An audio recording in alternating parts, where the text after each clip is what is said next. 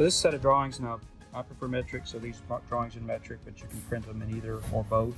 Just remember in KCD, if you decide to print drawings in a unit of measure that you're not using, make sure you don't save it, because then you have some rounding issues that'll happen. So in our case, we did everything in metric. When we got done, we'd do a save as after we switched something to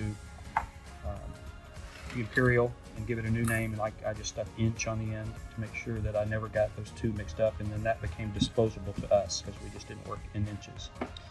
So this is the floor plan looking down on the kitchen, and then this will be the job we're working on that we're going to assemble and install. There's a peninsula. You see each cabinet is numbered, and this first page has the cabinet dimensions, width and depth, and you can see the heights here. And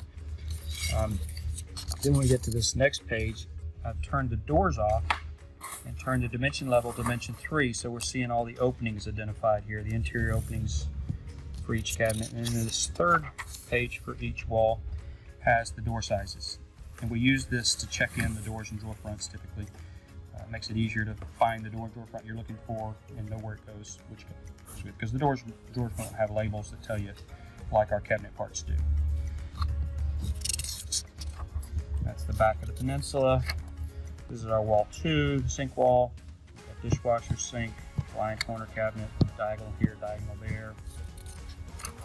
Same wall with the opening sizes. Same wall with the door sizes. And this is our third wall. And we've got a cabinet, full range cabinet, refrigerator, and then we've got a pantry. And our pantries are stacked. That's 2 cabinets. Cabinet number 30, cabinet number 43. And then they have an applied end to the left of them, and then there's an applied end to the left of cabinet number 41, this one over the refrigerator, and these are all deeper. These cabinets are 13. We like to make our wall cabinets 13 inches deep because we use a 13-inch or a 3/4 inch back, so that's 330 millimeters deep. That way, larger dishes will always fit.